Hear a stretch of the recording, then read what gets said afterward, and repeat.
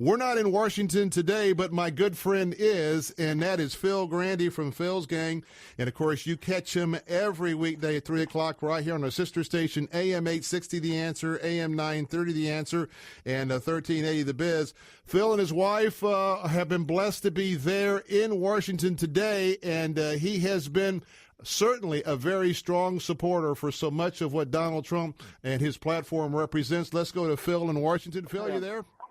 Yes, I am. Thank you very much. I'm right here at Miss Pearson Park where all the action is happening in the big protest. And I have one of the protesters with me.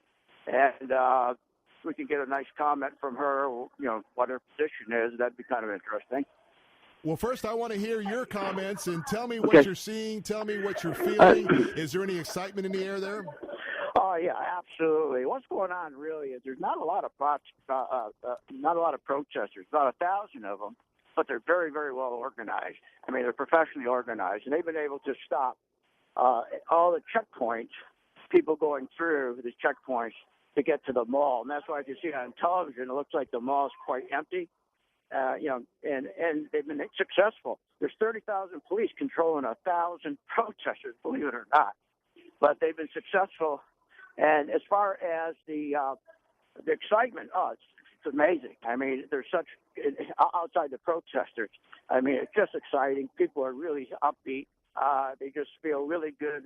They just feel good. It's just a whole different. Kind of like I was here when Reagan's inauguration. Is that same excitement? So that's. But again, what you see on TV. There's really not that many protesters. Yes, there's a lot of coverage. We heard that. Now, Phil Grande, let me ask you about the inaugural speech itself.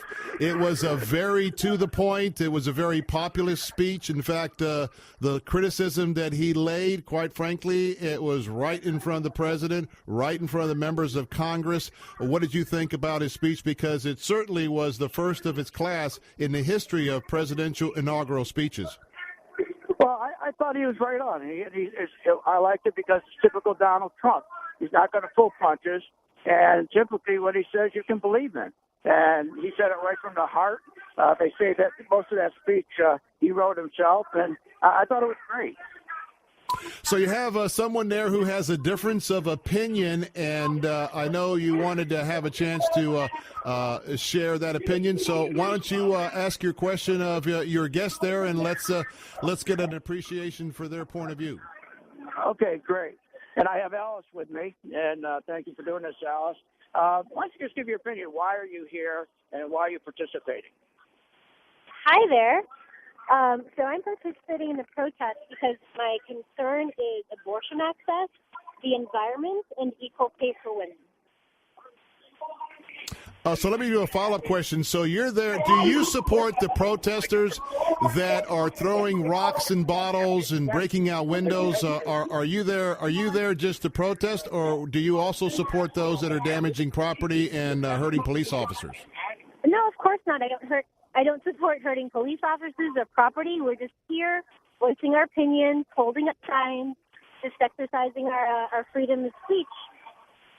All right. By the way, folks, just as an update, President Donald Trump has just exited the car on Pennsylvania Avenue.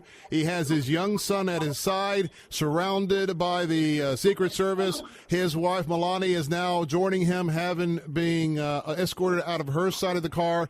Now we have the new president and the first lady actually walking down Pennsylvania Avenue, and we'll go back to Phil Grande. Phil, let me follow up with your protester today. Donald Trump seemed to have been pretty inclusive with what he wants to do.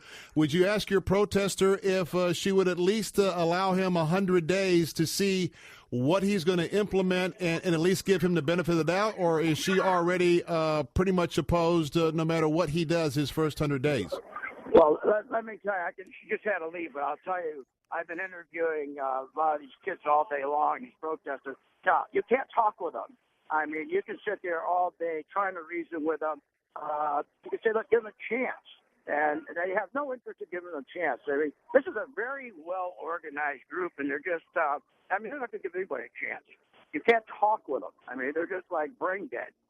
It's just amazing. But they're very, very young. And it's just, I don't know. It's just, like, unless you're here to really see it, like I am, as just straight. It's like somebody took their brain over. You cannot. They're just not. They don't even comprehend what's going on with a switch of power. They don't even get it. They have no respect, none at all. I mean, the signs they have out here, Bill, are like, Trump make Russia great. Some of the signs are, support communism, kill police. I mean, just disgusting. And when you get down to it with them, you say, "What do you mean kill police?" And they're like incoherence. And it's just an amazing thing to watch. All right. Hey, one more question I want to really ask you, and that is your perception being there, because I know what it's like when you're standing in the crowd is different than when you're watching everything up close on television. Mrs. Bunkley and I, as we were watching the events earlier today, Mrs. Trump, she reminds us of Jackie Kennedy. And I want to tell you her elegance. She's in a beautiful powder blue a suit outfit. She's got her gloves on, just stunning. Donald Trump with his dark overcoat and his red tie. Stunning couple. Later on in the morning, when he was actually signing some of the bills for the first time, they allowed cameras in. Donald Trump was surrounded by his sons and daughters, surrounded by the grandsons and his son and the kids. You could just tell he really loves to have the exchange with his grandchildren. They were handing him the pens at one point to sign. Tell us a little bit about what you thought from your vantage point as to this new president, this new first lady, and what was the aesthetics of what you saw. Well, what was interesting about the first lady, like you identified, she had a beautiful powder blue dress on. What was classy about her? If people noticed, she brought a present for Mrs. Obama, the first lady, and if you notice, it was wrapped. And this is something small, but just shows how classy she is. The present was wrapped in paper, the exact color of her dress, so you can tell how they think. I mean, it's just wonderful.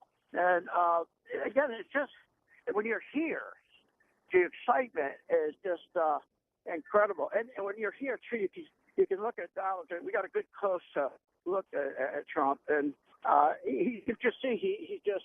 I think he's got to pinch himself, I guess is what's the best way to describe it. I think it's just starting to hit him, and you can kind of tell when you're looking at his expression, his face. Like you say, you got to be here. But it's been terrific, right? But it's very disappointing that you had 60 plus of these Democrats not participate, because that just takes these crowds, these young kids, and it just makes them feel stronger. But I got to tell you, I talked with a lot of Democrats, and a lot of these congressmen, they're not, they're going to have a tough time. They're going to be held responsible for this, because they're not really heroes of a lot of Democrats, the voters that I talk to on the street here. They're very disappointed because they want this to be a time where everybody's getting together and everybody's working together. And they're really, it's amazing. The attitude towards these 60 are very good for them. All right. Well, there you have it. Phil Grande, host of a very popular program here on AM 860 The Answer, AM 930 The Answer, and 1350 The Biz. Catch him on those stations, 1380, I should say, The Biz, every afternoon at 3 o'clock with Phil's gang. So, Phil, thanks for being with us this afternoon, and enjoy your time in Washington. And it's time for a new America, and we'll see things unfold. Well, thank you very much, and we'll stay safe, I'll tell you that. All right. Have a great time. All right. Tell Ms. Grande we said hello. All right. Will do. Thank you so much. Thank you. Bye-bye. That's Phil Grande. That's Phil Grande. That's Phil